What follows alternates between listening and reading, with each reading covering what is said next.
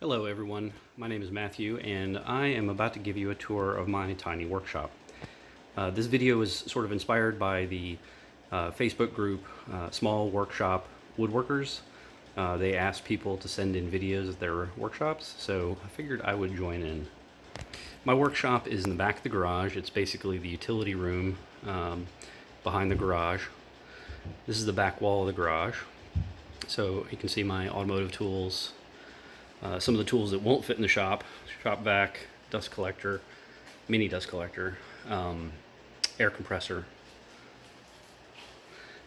my sawhorses that definitely won't fit.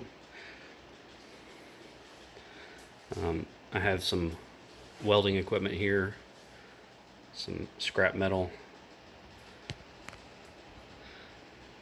So let's go towards the shop. So this doorway, which has the air curtain on it, was originally 32 inches wide with a door, and I wanted to open it up and see if I could widen it up a little bit for easier access. It was nice when I took off the trim, the door trim, and I found out that they had actually put the header in for a 36-inch door. So I removed the extra extra stud and the plate at the bottom, and now, without having any trim on it, I have nearly 40 inches of width, which works out really nice for getting in and out of the shop. This first part of the shop is 12 feet deep and 9 feet wide, a little rectangle. Almost all my power tools are sitting in here. And let's jump in and see. So quick pan to the left of the doorway. This is underneath the stairs to the first floor, and that's a 3x5 foot rolling cart with a sheet goods side, which has got non-sheet goods in it at the moment, and 4 bins. I usually try to separate wood by type, so there's oak, pine, poplar, and exotic bin. At the very bottom of that, I have a little knee-high saw bench that was inspired by watching one of Stumpy Nub's videos. It's a split top, it's dovetail and draw bore mortise and tenon to the feet. And above that there's a fixed shelf, and as the stairway gets shallower here, this is where I can put shorter goods. And as you can see, most of my most recent projects in and around the house have been plumbing related. Gotta have a pencil sharpener, a really good one. That's a must for a shop. Shop apron, which I should probably be wearing right now, right, in the shop. So I'm going to spin around and show you the doorway again. All right, there's the doorway.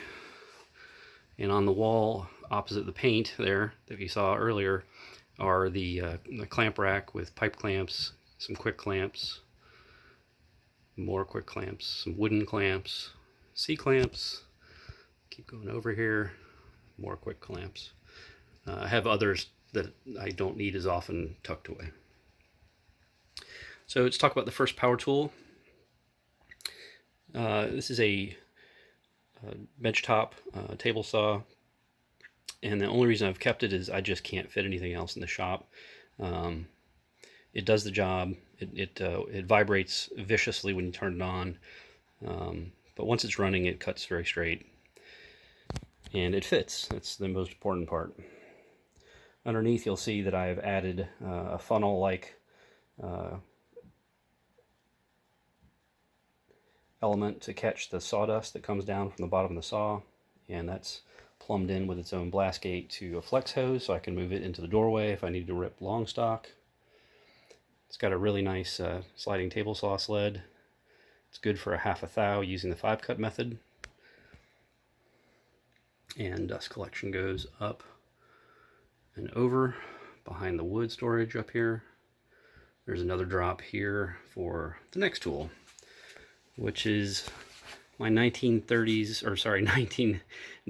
era Delta 14-inch bandsaw with a 6-inch riser. This was a Craigslist or a Facebook marketplace find. It was very cheap. It had been abused heavily. It took quite a bit to clean it up. This power switch was missing. The wheels were shot. It had a terrible vibration. The bearings were shot. So put another $100 or so into it, and now it's running really well. Another addition is I removed the original 1¼ inch port by the blade guide and installed epoxied on a Rockler 2½ inch. And I also added, and I'm not sure if you can see it, but there's also a cardboard U or Y that goes right along where the blade goes to catch more of the dust right after it comes off the wood. To the stand, I also added a 3/4 inch piece of MDF just to give a little bit more mass to the base and a little bit more stability. It flexed when it was just on the original metal. So this doorway here goes out to the side yard. Rarely use it. And it just barely clears everything and will open if I needed to. Above that, I have my 8-foot storage, which is not very big.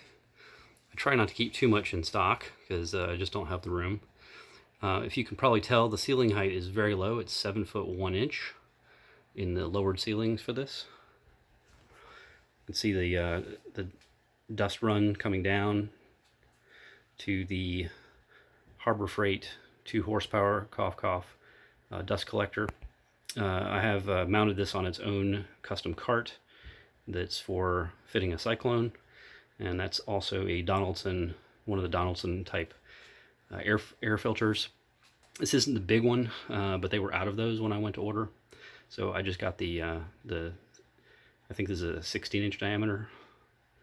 It works great. It has 4 times the surface area of the bag, and it filters to a smaller particle size.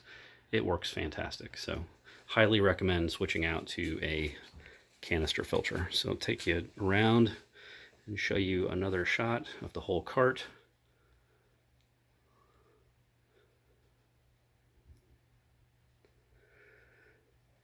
You can see the area where the dust deputy is supposed to go, and that bin right there is for it. It's not installed right now.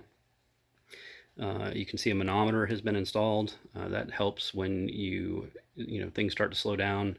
The pressure increases, and you know to clean out the filter. It's an easy piece of kit to install and make. It's actually plumbed into the donut, so it always is reading when you're turning it on. All right, I'm going to wiggle around here again. Show you the back wall of the shop here. I have some salvaged cabinets that we got from an office park that was doing renovations. You'll see more of these cabinets in a second. And then this is one of my early projects. I did this about 1.5 years ago. It's a shave horse, southern yellow pine. It's got an adjustable table, an adjustable seat. The seat's actually on the top there. And it's propped up right here because, as you can tell from the size of the shop, this is a small place. If I need it, I have to pull it out and use it and then put it away. So just so you can get an idea of how small this area is, the right-hand side is the dust collector, the left-hand side is my air cleaner, which I'll talk about in a second, and that's about 2.5 feet. That's the aisle that I have to walk into. So let's talk about the dust collector, or the air cleaner. So this is a J. Bates inspired design. I had a furnace blower sitting around, easy enough to make, based on what he had done in the video. I like the toggles. The filters are recessed in. There's 4 MERV 13 filters all the way around, different sizes, 2 large and 2 small. You can see it's on casters. And I also installed a outlet and the 2-way switch for high and low right on the back here. It's very conveniently placed. So the last tool in the little 9x12 area is my Hitachi 10-inch chop saw, miter saw. It's noisy, obnoxious, not very accurate, but for breaking down lumber it works just fine. It does have full 45 both directions, and you can get additional height by removing that keyed piece right there. The little black rubber baffle is to sort of improve airflow near the table, the fence. Then you can see my third drop with the blast gate, and it goes up past the bug zapper and meets up with the rest of the dust collection. So it's 4-inch from the tools, and then it merges in to 5-inch over on the right hand side down to 6, and that goes as a 6Y. And the idea there is to increase the airflow around where the multiple drops are coming in. And then it goes back down to 5-inch right before it goes to the hoses for the dust collector. All right, again, moving around so I can get an angle. I didn't mention it, the switch right there is for the dust collector.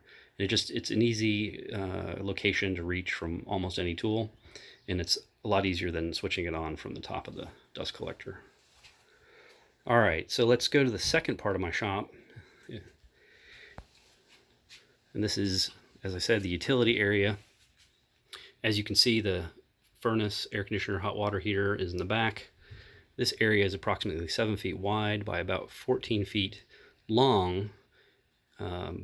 If you just go from that edge right there, right where the dust collector is. So imagine where I'm standing right now is in the 9 by 12 area, and then this would be a 7 by 14 area. And I can't use much of the space in the back. There's a good 5 feet that's taken up by the furnace and the hot water heater. So on the left hand side here, you'll see more of those gray cabinets. These are the base cabinets, and these are built in, and that's a piece of plywood with melamine on top and banded with oak. It is at the same height as the chop saw, so I can use that as my surface for breaking things down. On top of that, I have bolts and screws and some of my Milwaukee tools. The rest of them are in the cabinets. I just don't have enough room to make them, give them stations on their own. This is a 1940s era Delta DP220 drill press. Again, another, I think this was a Craigslist find. It was very inexpensive. It did not look like this. It was a mess. It was 14 colors of paint.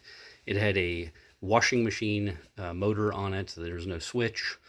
The original chuck was seized up and pretty much useless. I did a full restore and got it back to pretty good condition.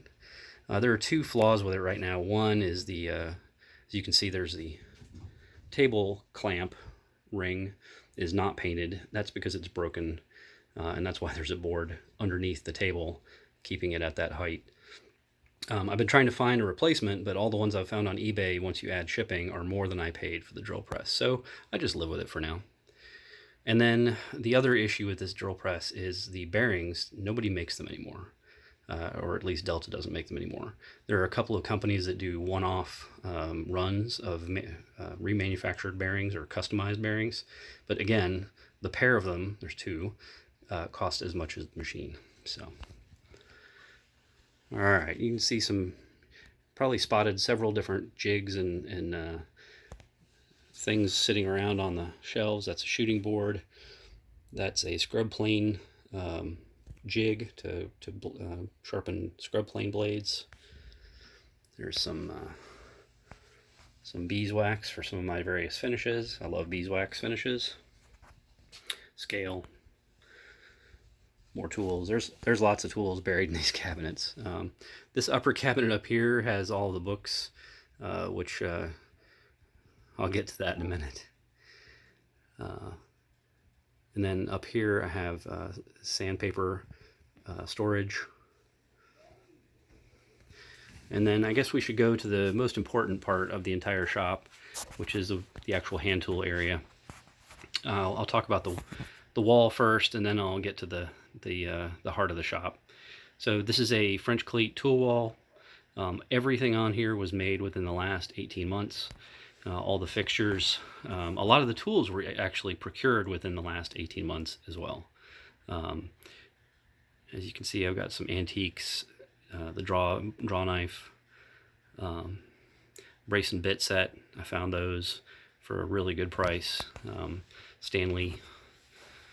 I do a lot of smaller projects, so I have a lot of precision measurement tools, and do a lot of small cabinetry boxes and whatnot. So my sawtill, as you can see, is very bereft of anything nice. I haven't really needed anything nice, and the prices right now are just crazy. I'm looking for some old Distons, but haven't come across any at a good price yet. Same thing's true with my chisels. Yes, those were a gift, and I just haven't replaced them yet. Then you'll also see those are Buck Home Depot special planes. They are awful. The number 4 actually took about 2 weeks to get it flattened and ground. The frog was out. The sole was terrible. The blade was abysmal. So let's talk about what actually got me started with all this. About 2 years ago, like many people, I started reading Christopher Schwarz and watching YouTube videos, and that led me down to the concept of, well, I've been doing carpentry and construction, home improvements and whatnot for years.